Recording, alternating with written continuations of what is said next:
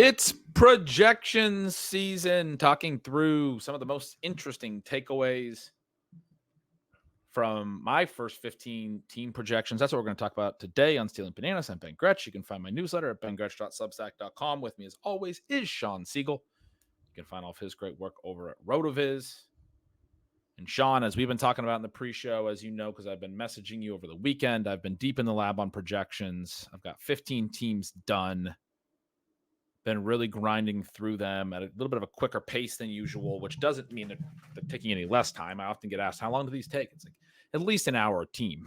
And you really got to, for me, like I'm endlessly curious. I love this process because it causes me to test things I didn't even know I believed and go look at the data and think through how I expect the team to, operate and how good they'll be. And it's a very thorough process for me. I have to answer a lot of different questions about the usage and the efficiency of a lot of different players and the overall volume for a team just to get one team's projection done. A lot of numbers go into that. And I want to be able to defend every little number that I put in. So I spend a lot of time on it. So yeah, it's been a long weekend. I'm a little bit wired. I was telling you before the show, just bouncing through all of these different numbers. But when we talk about the projections this time of year, every year, you like to discuss them on the show a little bit. You've the last couple of years like to ask me some questions about things that I found or things that I'm uncovering or digging into when I go through this process. And I always really enjoy that as well. So I've been sending you some notes about things that I thought were interesting. Some of the takes that we've discussed showing up, I think, in my actual projections as very viable. Some other stuff maybe harder to see. That's the fun part about the projections, is really getting into the team volume stuff and what would need to happen for this type of thing to occur. And so we've talked a little bit about that behind the scenes. I've given you a list of some of the things that I thought were most interesting and also access to my sheet. So you've been looking at some of it, and I know you have some of your own thoughts and some of your own research in addition. And there's just so many layers that we can start to peel back. It's a really fun element.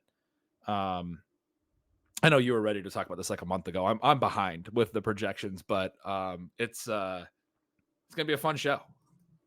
Yeah, this is always one of my favorites. As you mentioned, so many layers, and one of those layers is trying to understand individual teams and how much that helps you understand scenarios. Because you and I go back and forth with not sort of flip-flopping, but working through this idea of how do you use projections? How do you layer that into scenario-based drafting? We've done a lot of shows in the past about how the projections don't matter, or that they don't matter the way people think that they matter. And we very strongly believe that. And yet at the same time, one of the issues that I have, or one of the things you could run into, I should say, when you're discussing scenarios for individual teams and individual players, and you're working through like, why is this guy the most undervalued player in fantasy? Why is this guy the most overvalued player in fantasy? You run up against, either for yourself, which can definitely happen, and it's one of the reasons why you want to continue to have these conversations so that you yourself are well calibrated, or the market, for whatever reason, is not well calibrated on actually what's happened in the past, just the raw facts of history. We can lose track of or not understand. And then the context for teams and what it really means to be a median projection. And even then, what does it mean to have a most likely projection and a most likely outcome? And then beyond that, whether the most likely outcomes are really somewhat centered towards a player's floor or a player's ceiling. And it's going to naturally think, well, I mean, isn't the most likely outcome in the middle? And that's not necessarily the case. That's something that you want to understand for certain players. There are some guys, some names that we will bring up and discuss as it relates to that. But yeah, I'm excited for this. We're going to go deep into the weeds on some players. We're going to take a more global look on others and other positions. And Ben, this is just, part of the conversation as well. Listeners should also be looking out for the great projection series that you and our buddy Michael Leone do every offseason, and that'll be a little bit later this summer. Yeah, we're actually starting it the first 2 this week, and then we both have a vacation scheduled coming up. I don't know when those 2, we're recording the first this week. I don't know when they'll hit the Establish the Edge podcast feed. Then recording the rest in a couple weeks later in July, hoping to get the whole thing done through July. So yeah, this month they will be coming up relatively soon. That's been part of why I'm really trying to hammer these projections out. I let them procrastinated on them as long as I possibly could. I mean, I couldn't have agreed with everything you said more. It's so funny. I'm right in the middle of it. I said I've done 15 of the 32 teams, and it really does, for a period of my summer, of my analytical time in the off season, become something that I'm sort of living and dying with as far as the analysis goes. Not because I think my projections are going to happen as they exactly occur, but because the questions that I'm required to ask to build out each of the individual teams' projections. And that's one of the big things that you sort of alluded to there, is like it's not an apples to apples. Each team has its own key elements, and you have to know where to look, I think. I mean, I don't want to like make it seem like people can't do their own projections. They absolutely can, but I do sometimes see some projections that I don't think are very useful, because I think they're not necessarily factoring in enough of the right elements. And that's probably the case for a lot of what I do as well, frankly, because I don't know if I'm necessarily factoring in a lot of the elements. But a good way to talk through this might be to give an example. You referenced some players that, their actual projection comes closer to their high end or their low end. And we were talking through before the show 2 tight ends. One that I haven't really liked most of the offseason is Jake Ferguson, and his projection comes out pretty solid. And that's in large part because behind CeeDee Lamb in Dallas, a team that when you look at their team level is going to probably run a lot of plays, is going to have a decent pass rate. A lot of the stuff is returning from a coaching staff perspective, from a personnel perspective. There's not a lot of reason to, and then especially bringing on Ezekiel Elliott and what they've done at running back, there's not a lot of reason to expect they're going to suddenly be very run heavy. There's a lot of pass volume there.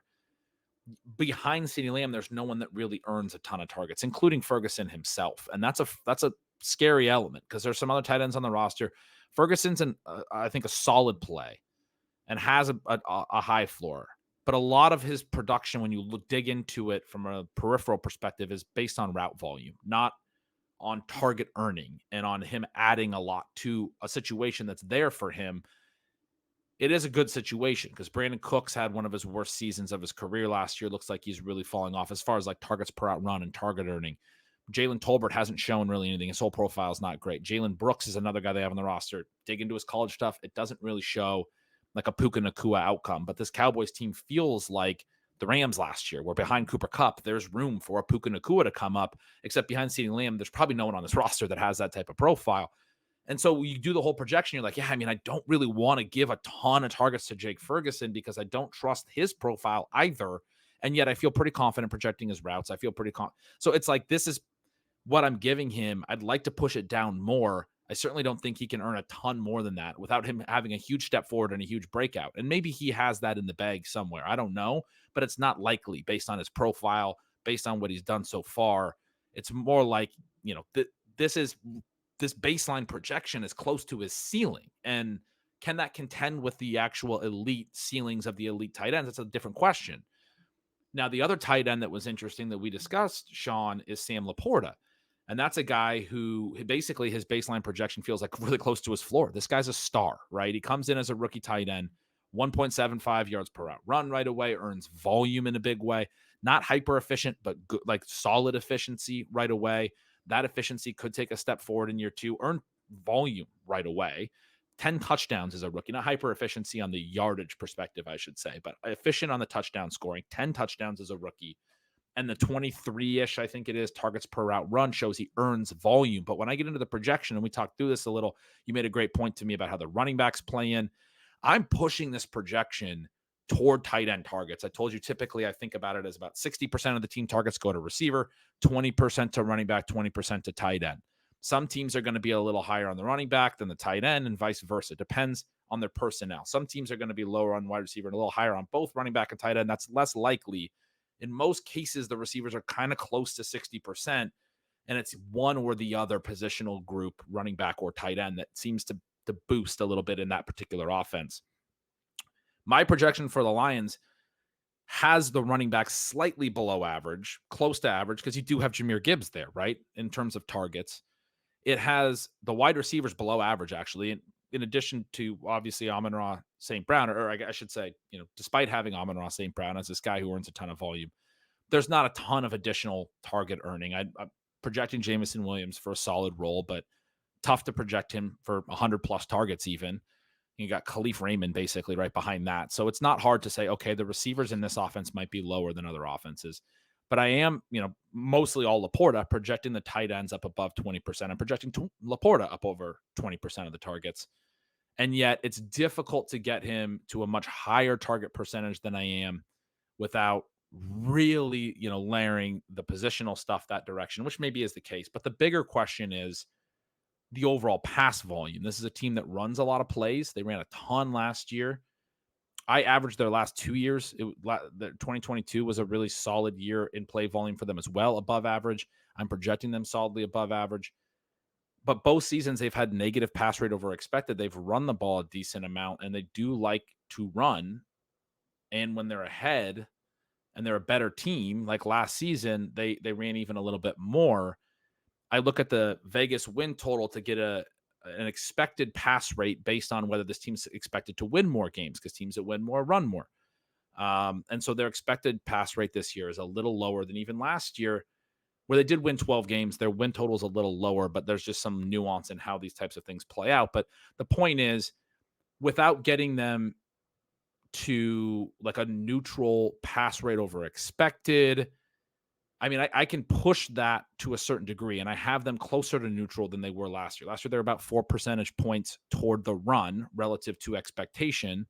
I have them closer to 2 percentage points relative to this expected pass rate I have this year. But even in 2022, they're about 2 points toward the run. I'm kind of slowing down in my analysis because I don't want to get too nuanced with it. But the point I'm trying to drive home is you go through, okay, well, their Vegas win total matters. The market expectation matters.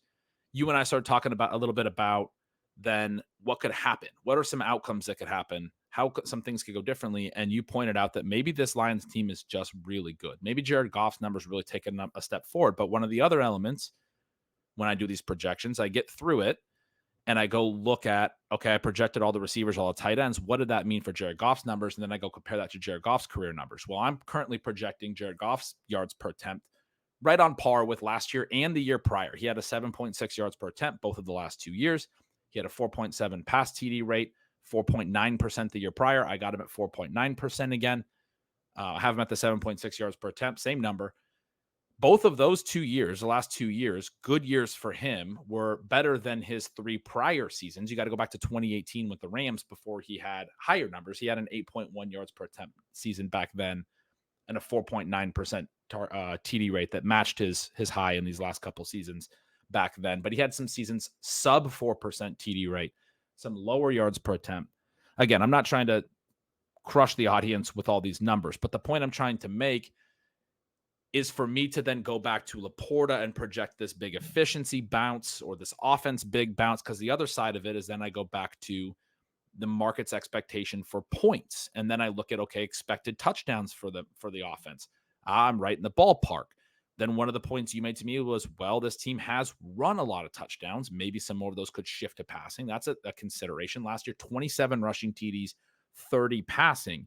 And one of the things we talk about with projections is you are looking for outlier outcomes that can't really be projectable. And that's the big thing. Like, you don't want to get too into like, this is a projection. My market expectation for them based on their points scored is 51 touchdowns. Last year, they scored 57 because I just said they had 27 rushing and 30 receiving. That's last year. And they weren't even necessarily the highest scoring team in the entire league. That there are going to be teams that beat the high end expected touchdown numbers that I have in here that I'm considering. And so that's an important consideration. All of that stuff's important. But the point is to say that, okay, LaPorta doesn't necessarily not have ceiling beyond this, but that it is difficult in a projection for all of these reasons I'm trying to say, based on the market's expectation of points scored, based on the market's expectation of their win total, based on their past pace and pass rate, and the things that they've shown us, which is pretty stable over the last 2 years, which has been the same coach and the same coordinator. This is a team that I feel pretty confident about their usage. They do have Gibbs and Montgomery. They do like to run in the red zone, and overall, it's going to impact their TD rates and towards the run, and their pass rate a little bit towards the run. So what does that say about Sam LaPorta? Well, Sam LaPorta, the player, is really good. We think he's going to be a star, and I'm still projecting him for 120 plus targets, and I'm projecting his efficiency to take a step forward on the yardage side. I do have his TDs coming back to earth a little bit from the 10 he scored as a rookie. Ultimately, it's still a strong projection, and I would feel very confident about the floor element to his projection. But there's that part where it's like, I'm trying to push his projection higher, and it is the reality of this offense and the players around him that it's not going to be easy for him to necessarily do a ton more without them really breaking some expectations. That doesn't mean you can't bet on that, but it's an important consideration in the projections. And it's really gets to this idea that for me, my projections of Sam LaPorta and Jake Ferguson, they're not like right next to each other or anything in terms of points scored, but they're a lot closer than they should be, than how I would rank it. I have LaPorta projected for 222 PPR points and Ferguson for about 182. So there's like a 40-point gap, which isn't that massive. In my mind, there's a much bigger gap, frankly. And LaPorta obviously goes as the tight end 1 in drafts, and Ferguson's like the tight end 10 or whatever he is. There should be a gap between them, but there should be an even larger gap, and there will be an even larger gap if you're playing like some type of rankings, relative to my actual projections. But it comes down to these elements of, in some cases, the player's projection, as you talked about, is going to be closer to their ceiling. In some cases, it's going to be closer to their floor. We talk about it as asymmetric upside. We talk about it as small miss, big hit players. Like, I think relative to this projection, Sam LaPorta is a small miss player. And he is a big hit player if something happens. What if Amon-Ra goes down? Then this projection changes, right? This whole situation is, whoa. Sam LaPorta might be able to add 30 targets in that scenario. And then Ferguson's the opposite. He's a small hit, big miss player. Because what if he just isn't that good? Or what if, Schoonmaker, their draft pick from last year, starts to actually cut into his routes? He's not a guy who actually earned the volume. It was more just based on the role. What happens then? I mean, his value just basically disappears, right? Or if somebody else emerges, if they do have a Puka Nacua out of somewhere, who knows? Maybe they sign maybe they sign Michael Thomas, and Michael Thomas earns a bunch of volume. I don't know, right? Like, that's a veteran that's floating around that I've been, thinking about vaguely while doing these projections. But it's fascinating to think through, as you said, those different elements of the projections. And the real point I'm trying to drive home with the LaPorta and Ferguson, detail that I just went to, the overarching point that I think is important to emphasize is that each of these teams is a different puzzle in a projection. Each of these players, the outcome, like, it can't be compared apples to apples. The final number for LaPorta and Ferguson is not a value. That is not something that should be, in my mind, used to directly rank players. It should be used to understand their scenario. And what I told DU is, I'm deep into the weeds on this right now, and I will be, and it'll be everything to me to try to get it as accurate as I can. But I also tell Stealing Signal subscribers, once I release these, I don't update them the whole offseason. It would take me so much time each day to adjust to camp news and rethink how I would want to do each team. So I do it at a point in time, and then I release them, and then that's my projections for the year. I don't enter them into any contest or anything, which would require me to have them updated for week 1. And I told you, like, I go through it and I work through it, and I love working through it. But as soon as I release them and send them out, they're out of sight, out of mind. It's like the last time I look at them. I don't even go back and look at them again. I mentioned I don't update them, but it's really not something that the specific outcomes are going to influence my opinion on the players so much as these facts about the offense that we just talked about, the puzzle piece that is the Detroit Lions offense, as I just tried to break that one down. Those ways that this offense could exist helps inform floor to ceiling, outcomes, range of outcomes, probabilistic ranges, which we always have to relate back to cost. And so one of the things I try to talk to you about with LaPorta is I'm a little concerned about him in the third round if I feel like I can project a ceiling case for some of the other tight ends that go behind him easier. It's an opportunity cost question. It's not that I don't want to draft Sam LaPorta, who I think will be very good, but is Trey McBride a better pick? Is Kyle Pitts, I mentioned to you, I have Kyle Pitts' baseline projection pretty close to LaPorta's. Now, that does assume some efficiency boost because he had a really bad, catchable target rate, and I'm high on Kyle Pitts. So I do know, though, that I'm projecting like a higher outcome for Kyle Pitts in his range of outcomes, whereas LaPorta feels more like he's definitely capable of doing this. That he can't miss this number by a ton. Like, this is what he did last year, more or less, and I'm projecting it in year 2. For Pitts, he could miss this number by a ton if he's just not good, which maybe he's not. So it's mind blowing because it comes back to the cost, and then it comes back to what are the bets that we want to make, and that's really, the way to use all this stuff. I don't know. Jump in here, Sean. I've gone for like 15 minutes about Sam LaPorta. I think that gets us a great starting position for discussing so many different guys. And for me, LaPorta is somebody who is almost guaranteed to be a little bit overvalued based on how you can project him. But he's so good, both on a full season, but then even especially in a single game basis, that you want exposure to him at his price, almost regardless of what the price is. And so then it's a matter of making him fit within teams and making sure that your exposure doesn't get crazy for these other reasons that we mentioned. When we're working through these guys, the thing that's so important to keep in mind, I think especially important in the single digit rounds, is to understand the type of talent moat that a player has. And you described that well with LaPorta and with Ferguson, and why that matters, because the guys with the better moat from a talent perspective can resist so much more chaos and change than the players with this lesser talent moat. And that doesn't always come out. And that's something that does come into the projections. But one of the things that we look at with Detroit is that you have this sort of counterbalancing sort of dynamic where actually when you start to look at so many of their players, they have a very good talent moat, which is one of the reasons we're so confident they're going to be a good team. And yet you can't project all of them toward the top end, or else you come up with a specific team level projection for Detroit that would be something of a historical anomaly, not from the perspective of you couldn't hit it, but just to actually project them there would not really make sense for all the reasons that you mentioned. You're taking into consideration expected volumes, team level success, the play volume. You and I talked before the show. You can get some really fantastic numbers going to our NFL pace tool on the site, working through some of those things. You can see where Detroit was in total plays, despite the fact that they weren't particularly pass heavy, despite the fact that they were middle of the pack in terms of pace per play.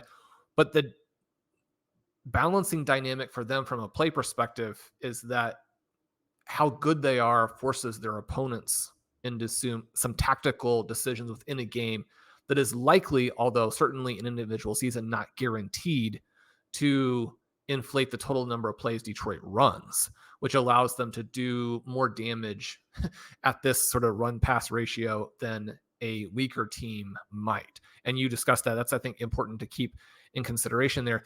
But as we're working through these players and we're thinking through Detroit and we're thinking about that talent edge and moat that a player like Amon-Ra has, LaPorta has, certainly I think you almost have to say that Gibbs has.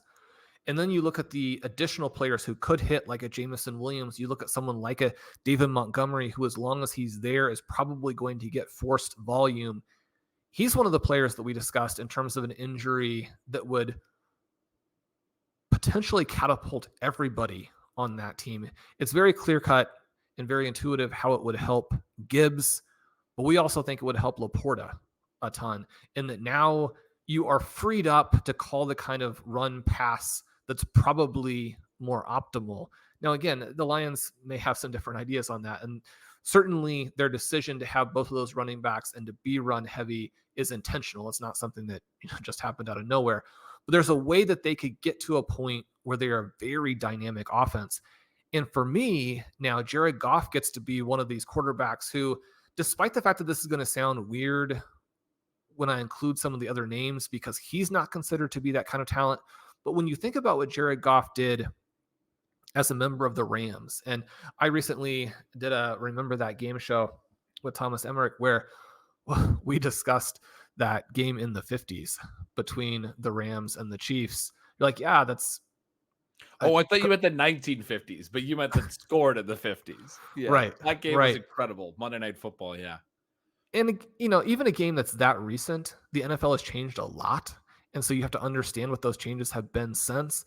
But you just don't stumble into a 50-point game, even though there were some defensive touchdowns in that game that ramped the scoring both teams scored a defensive touchdown. That game was incredible. And you don't do what he did last year, where you support an offense, you throw 30 touchdowns, and you get your team to, I mean, they were on the brink, right? If you don't make really a cascade of sad errors in the second half of the NFC Championship game, we could be talking about them as the Super Bowl champions, right? So when you then surround him with weapons, I think you have to start to consider Jared Goff as being like just at the bottom edge of that Peyton Manning, Drew Brees, Aaron Rodgers, Tom Brady type of category where, and again, not to say that he's the level of those guys, but when you're thinking through how individual seasons can work, one of the things that you got when you drafted them in fantasy was this great floor and the knowledge that they were going to be able to work with whatever receiving weapons they had to give you good full season scoring. But you had individual game upside. You also had that magical season upside. And this is something that people are drafting Patrick Mahomes with this in mind much more clearly. And with Mahomes, because he's done it multiple times in the past, it's more likely and it's easier to see. And so I'm not saying that he should be going in the same range as Jared Goff. He shouldn't be, right? But we also now get exposure to these outcomes that are not going to necessarily directly show up in the projections, but the projections do include, you know, once they're essentially this compressed representation of all of the scenarios where, I mean, he could go off. And if he does go off, it's very strongly connected to if Jameson Williams breaks out, to if Amon-Ra is a superstar, and I think to what LaPorta does. One of the things you and I discussed is those 10 touchdowns for LaPorta just in and of themselves will be difficult to replicate, but easier if Jared Goff throws 40 touchdowns than if he throws, you know, say 27 or 28. One of the things that you mentioned to me is that it's difficult to get his efficiency level into the same range as a George Kittle because of depth of target and then run after the catch. I think that that's true. At the same time, for people who really want to be thinking of upside outcomes, you can go back to like just how well LaPorta played in the playoffs after he was injured. I mean, playing well less than 100%, he goes off for 3 different good games. Now, they're good in different ways, but he additionally adds those playoff games to this fantastic rookie season. And I was just kind of going back through trying to figure out if there was reason to believe that LaPorta would be a little bit more dynamic with the ball in his hands going forward. And I think it's, you know, probably he's going to be fairly similar. But you go back to his final season in college, the year before there, obviously 2022 with Iowa, he tied Brock Bowers for the most broken tackles in college football. Now, the interesting thing there, and you know, anybody who's listening to me do any show probably already understands that I'm kind of crazy on this, but Brock Bowers with 5 fewer targets goes for almost 300 more yards, and he goes for 150 more yards after the catch. And so you are talking about apples and oranges when you're comparing LaPorta and Bowers. But LaPorta is someone who tested really well and does have these seasons in his past where he was good with the ball in his hands. Then those 14 broken tackles are a lot, right?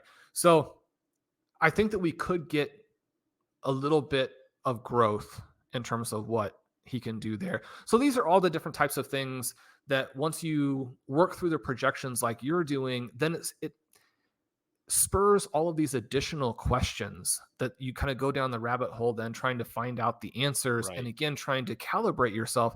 And at that point, then you have a much better understanding of the players and the teams and what would have to happen to make your ranking or make your priority of players work. That exercise is very, very helpful. Yeah, I mean, and that's so right. That last point, especially. I mean, all the other notes about LaPorta specifically are very valid and strong points, but tying it back into just the process of, I think it's that idea of steel manning, right? Your takes and your thoughts, and you're thinking through all of these ways that, okay, LaPorta becomes an outlier, right? Because we talked about that, like the guys that win leagues are outliers. It can be that simple ultimately. And for some people it is like, I just don't care about the facts of the projections. But because costs change, we do need to be able to think through, again, it's all about a probabilistic range. It's floor to ceiling, and we use those terms a lot, but that's why we're emphasizing this point about how some of these projections are closer to the floor and some are closer to the ceiling.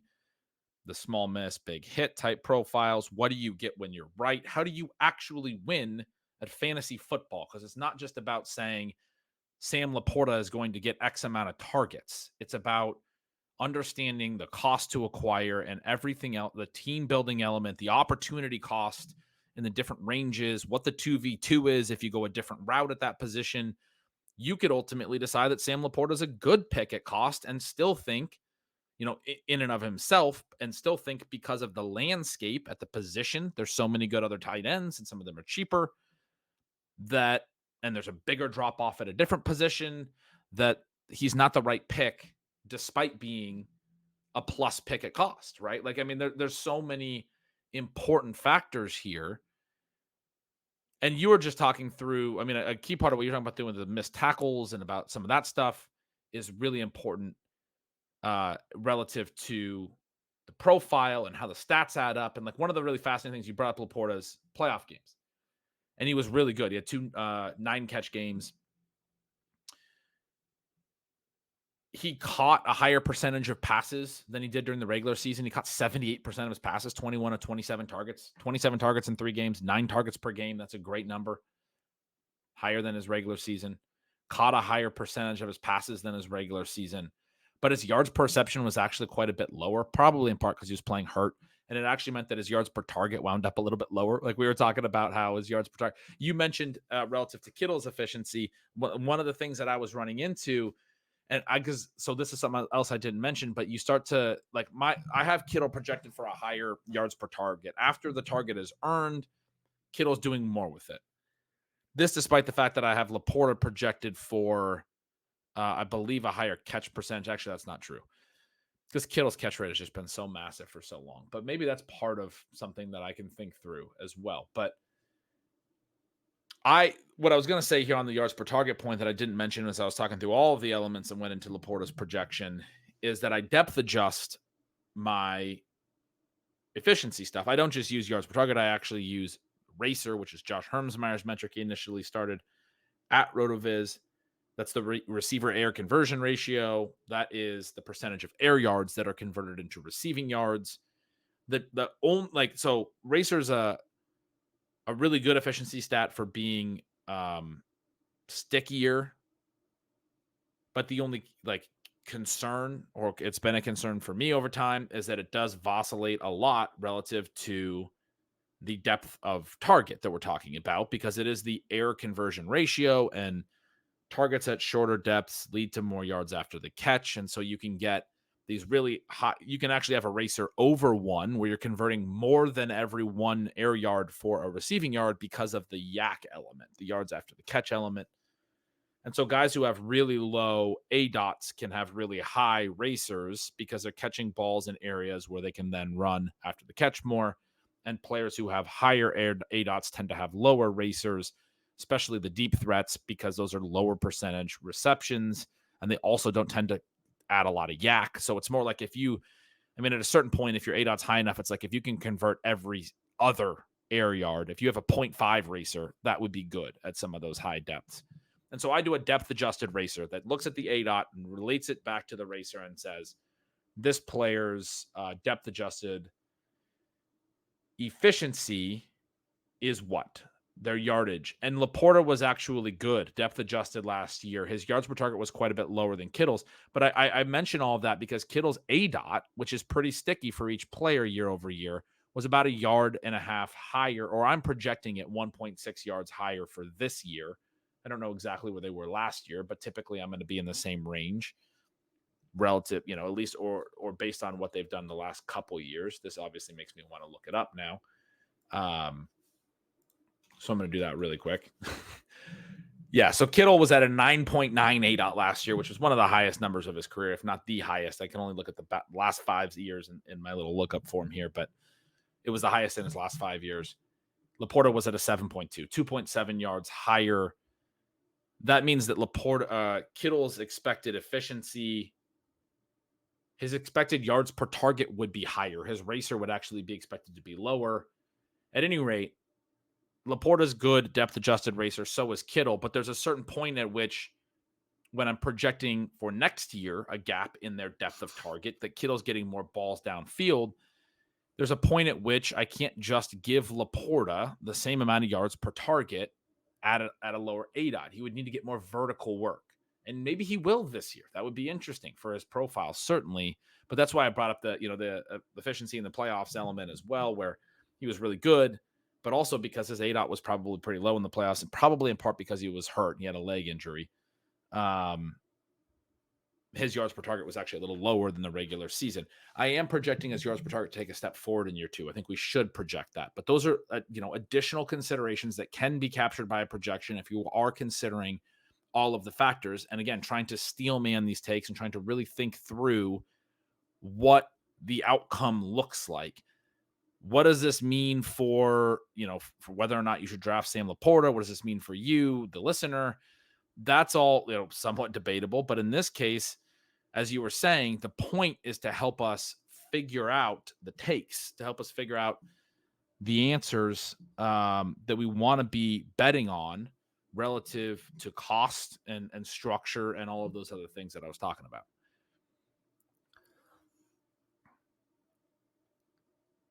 Kittle has definitely been a target for me, and it really just is so much that it feels inevitable that he's going to be injured, because otherwise, he's the tight end that you almost have to have. He more even than LaPorta, or more easily than LaPorta, I think gets freed up for a big target share if you get an injury to one of the 2 starting receivers, and at the same time he stays healthy. But one of the things, again, LaPorta already kind of up there in terms of the SIS numbers at 26% targets per route, whereas Kittle last year at 22%. But as you discussed, because the efficiency numbers for Kittle are almost guaranteed to be incredibly strong, he's the guy in the games that he is out there healthy, and especially at the prices that we were getting this season.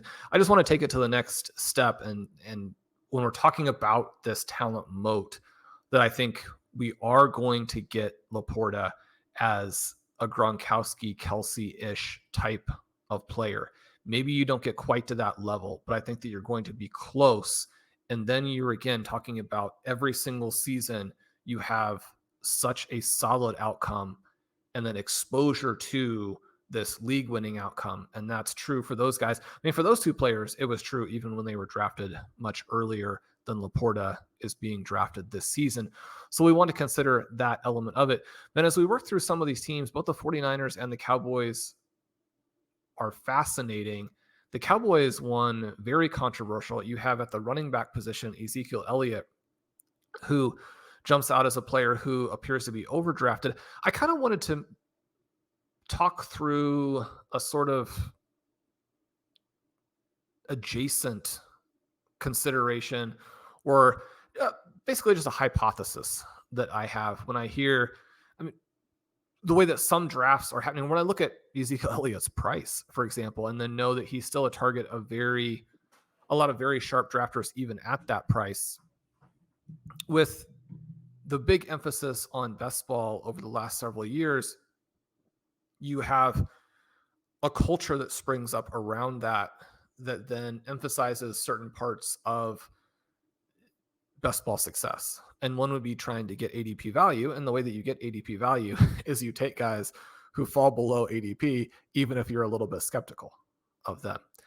I think that the next step beyond that for some drafters is going to be not just grinding ADP, but grinding the projections. And so if you have projection gaps even beyond ADP, there's going to be a desire to perhaps stack as many of those as possible, believing that that's where the additional tiny edge is. I would suggest that I think one of the reasons that ADP is so successful in terms of giving us that relatively accurate barometer is that it understands the necessity for creating exposure to these league winning seasons. It understands the necessity for creating exposure to talent, and that it's not simply a question of saying Ezekiel Elliott is a good pick or a bad pick. I would think for me, he's going to always be a bad pick. But if you're more optimistic than I am, then I think one of the things you're looking at is like, where does that fit? And you wouldn't want Ezekiel Elliott, I don't believe, on a team where you have a lot of other conservative plays. You maybe want to layer him in on some teams where you've been aggressive some other places, so you get that balance.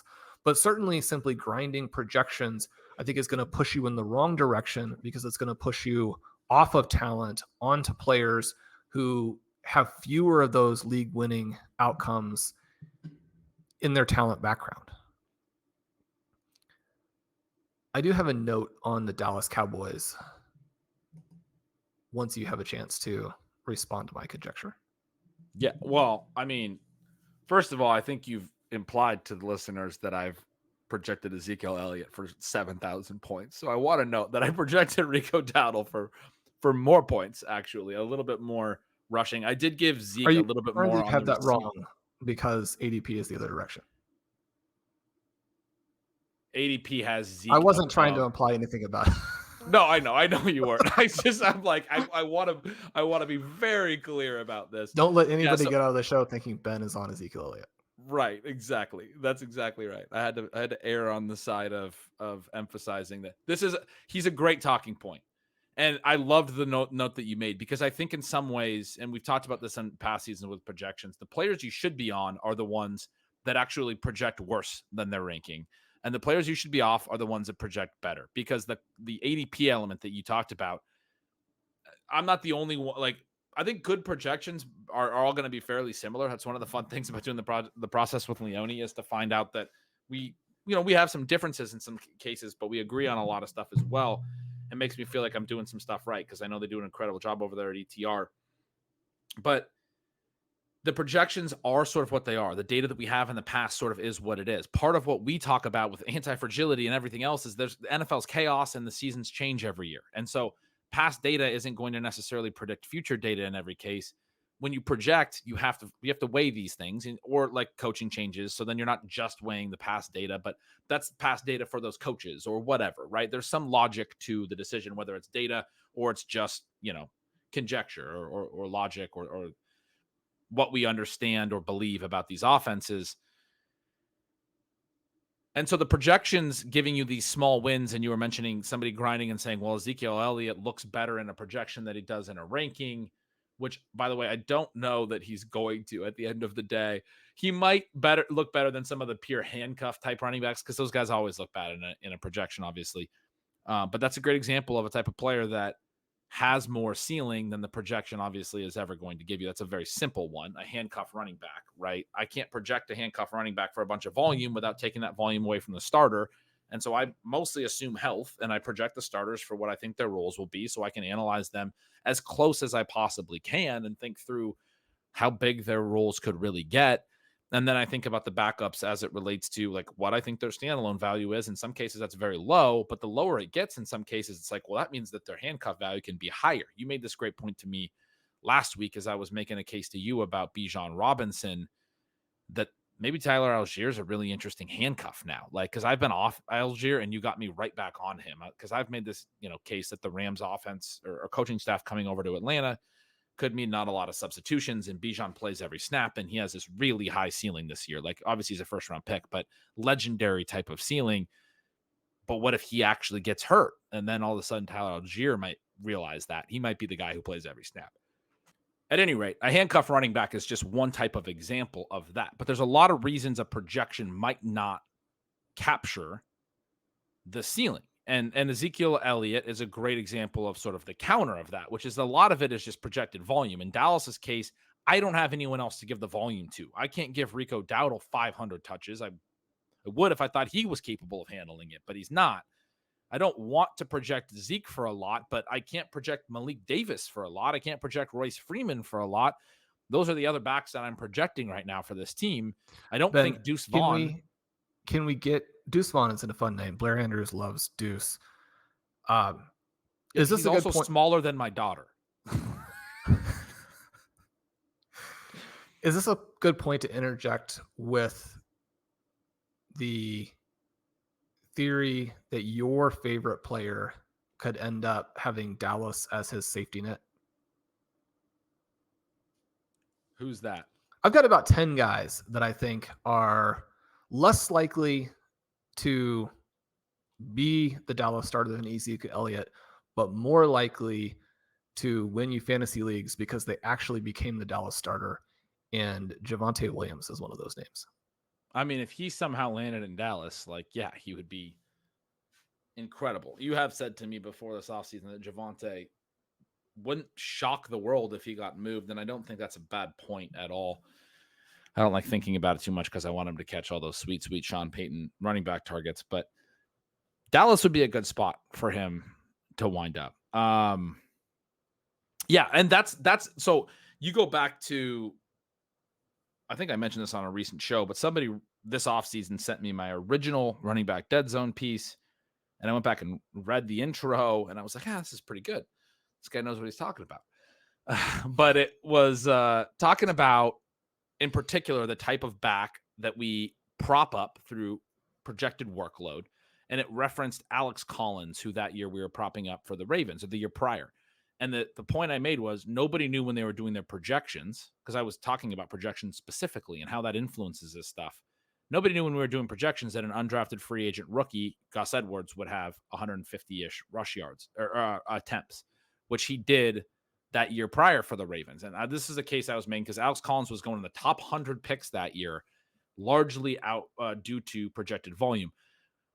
The Cowboys are a similar team this year, but we no longer project, and we no longer prop up by ADP these types of players anymore. The dead zone isn't the same thing, right? Like a few years ago, Zeke and Dowdle would certainly, one of them, or perhaps both, would be going a lot higher, probably both. But the point, remains that a guy can come out of nowhere, whether that's Javonte or whatever, and you talk about that talent moat. How much, how much fragility is there in the Ezekiel Elliott and Rico Dowdle projections, and what is their talent moat? And there's a lot. If they got a Javonte Williams, my projection would immediately change, and it would probably change to where I was saying Javonte Williams was a workhorse and was really getting a lot because he didn't have a ton of competition. I do think Zeke would still get some work in that scenario, probably completely shove Rico Dowdle out of the equation. But if you look at Ezekiel Elliott's advanced metrics, they're not great. There's a lot of reasons to think even if he gets work this year, he's not going to keep it, which is why I'm ultimately like Dowdle's are actually are average, right? Zeke's are getting to where they're bad. And so that's why I'm ultimately projecting Dowdle to finish the season with more work, in that I think it'll become clear in season that they need to give him some work. Regardless, the point you are making about grinding these small edges of a projection versus cost, the cost is weighing these things in. It understands that Ezekiel Elliott has not looked great the last couple of seasons. It understands that his ceiling is not high, that he does not have a relatively high talent moat, that if they did acquire somebody, he probably would not beat that player out for volume. Then there's the other side of it, the players that are hard to project for a ton of volume. One of them, we were just talking about the Lions. This is a way different cost, but it's still relative. Jahmyr Gibbs, I have projected a little bit lower. He's just behind Jonathan Taylor and Kyron Williams in points, but that's in part because I can project Kyron and Taylor for more work, right? I can project Kyron for about 75 more rushes, and Taylor for about 100 more rushes than I'm projecting for Gibbs, because Gibbs has David Montgomery there. That doesn't accurately understand Gibbs' whole range of outcomes. The other player that's even harder, and he's a great example of a player that's going behind where he would draft, or I'm projecting him behind where he would be drafted, where the market values him, is Devon Achane. There's two huge elements to Achane's issue that the market sees, but a projection can't. Number one, his efficiency could be otherworldly because it was last year, but I do have to regress that to some point, or to some degree, especially as I add volume. And it's like, this is a little bit more subjective. Maybe somebody with more cojones than me would project Devon Achane for 7 yards per carry. I don't know, but I tend to max out my efficiency projections because you don't want to miss by too much. So you end up, middling it a little bit. I am projecting him for over 5 yards per carry, for the record, but he had like 10 yards per carry last year. He was insanely efficient. The second element is Raheem Mostert's fragility, which, again, I mostly assume health. I'm projecting Mostert for more work than Achane, but if Mostert goes out, and the market is essentially saying Raheem Mostert's not going to play 17 games because look where he's going when he scored 21 TDs last year. I think if you told everyone that Raheem Mostert was going to definitely play 17 games, he'd go 3 or 4 rounds higher. He'd have to, because in that role last year, he might go in the third round at that point. He scored 20 touchdowns last season. But the market is pushing him way down because he's the 32-year-old back and is injury prone. And if he does miss time and that fragility pans out, then Achane has a lot more upside there as well. So the fragility of Mostert plus the efficiency element. The efficiency is one of those things that gets held back by projections because you have to kind of come back to earth a little bit. Although I do project more outlier efficiency for outlier players today than I did when I was, first learning how to do projections. I used to regress, thinking efficiency metrics aren't stable. And I think you want to bake in efficiency where it's relevant. And like I said, I'm projecting Achane to be hyper efficient this year. But at any point, that's the type of player where a projection is going to undersell the range of outcomes. He is more of a small miss, big hit player at that point. The market understands that his cost is strong. Just because he projects a little bit behind it, that's the small miss part, is like, okay, well, if Achane doesn't get a ton of work, if he's not as efficient as he was last year, but he's still mildly efficient, the situation's still going to prop him up some. He's going to still be a very usable running back, but maybe he's more like a round 3 or round 4 value as he'll project than the round 2 pick that you had to make. Or, I don't know. He's going to go in different places in different types of leagues. But that's the small miss part of it. The big hit part of it is, well, everything breaks right for Devon Achane. He's hyper efficient. Raheem Mostert misses significant time, and he's the RB1. And I mean, I think when you talk about his efficiency, we talked about this every year. Like to be the RB1, you have to be efficient. Talent does matter. Like that is so important. And projections can mute that and wipe that out a little bit. So yeah, anyway, I made that point longer than it needed to be, but I loved your note that people are going to grind the edges between cost and like the projections when you talk about like the Ezekiel Elliott example. And I think you should grind it the exact opposite way. If a guy is worse in the projections than his cost, that tells you that the market knows something that the projections can't know, not the other way around. Not that suddenly he's a better pick than the market says. And that the most likely outcomes might be clustered in an area where, as you pointed out, realistically, from the most likely outcomes, you have almost exclusively downside as opposed to almost exclusively upside, which is what you have with a more talented player. Dallas, an interesting team where, despite being in what would have seemed like a great framework for running back scoring, they were 21st in team running back points last year, and now they've had a big talent drop. And so when you're thinking about the incentives for a play calling perspective, you have even more incentive now to be pass heavy, simply because that's where your lone talent is. One of the things that you had noted to me was that after working through the projections, you were now gapping CeeDee Lamb and Tyreek Hill. Before we get into that part of it, or at least touch on that part of it, I did want to mention that as we then kind of work through like where would an opportunity be and where could we find an inexpensive player, you mentioned that the Cowboys don't really have anybody. I think that that is true. And at the same time, in part because they don't have anybody else, I think that Jalen Tolbert becomes a little bit interesting at this point. One of the things that I think is intuitive, but is also true, because those things are not always the same thing. In working through the years on my breakout wide receiver pieces, looking at rookie breakout, second, third, fourth, fifth, etc., is you get different types of breakouts from different types of profiles.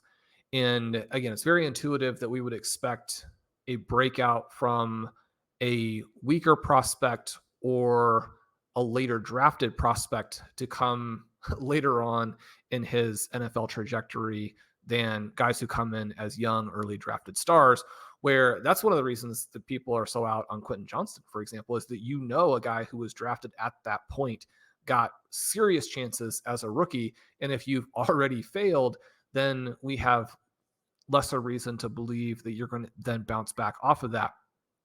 Jalen Tolbert's an interesting guy, I think, for the Cowboys because he comes in as a pick just inside the top 100, doesn't play much at all as a rookie, plays more in his second season, but doesn't draw targets. And I think that that part is going to be something where people look at it and like, well, when this is your second year, you're still not actually drawing any targets on a per route basis. There's probably nothing there.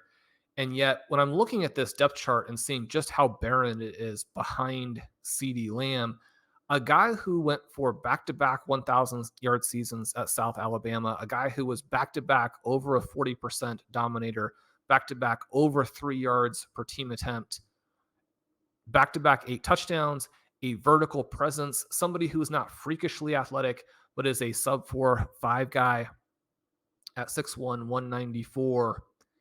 If they're hyping him, and they are a little bit, then it's not nearly as unrealistic to think that as he continues to progress, that there might be some combination of a slower burn talent breakout that is kind of pushed a little bit by a volume necessity there in Dallas, to where if you're on a good team that doesn't need you and you're Jalen Tolbert's level, probably you don't see anything from him.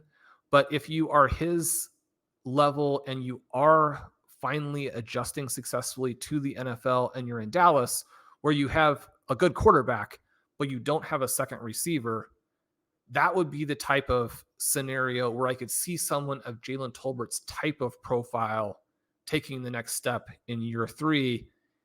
And the nice thing about that is that it takes you a lot less, or it costs you a lot less to create a little bit of exposure to that than it does to create exposure to Ferguson or Elliott. I think that's a great point. His collegiate numbers are definitely strong. I'm looking at him now. One of the things I would note is all 3 main years of his college career, his ADOT was over 14, which is very high. Both of his, very limited samples so far in the pros, his ADOT has been at least 13.9. It was that high last year. He is something of a deep threat, and the lack of volume at the NFL level could just be that this profile of player is being schemed out in modern offenses. My concern would be, can he break out and earn volume underneath, right? He earned big volume at a smaller school against weaker opponents at a high ADOT. But did he show us enough in that profile that he can do stuff underneath as well? Or is he just purely a deep threat that feasted on weaker competition? That would be the concern. What does this breakout really look like? Does it look like a lot of deep targets, which then ultimately just sort of is a hit, but can't be a big enough hit in the modern NFL to really to go Puka Nakua on everyone? I don't think he probably can.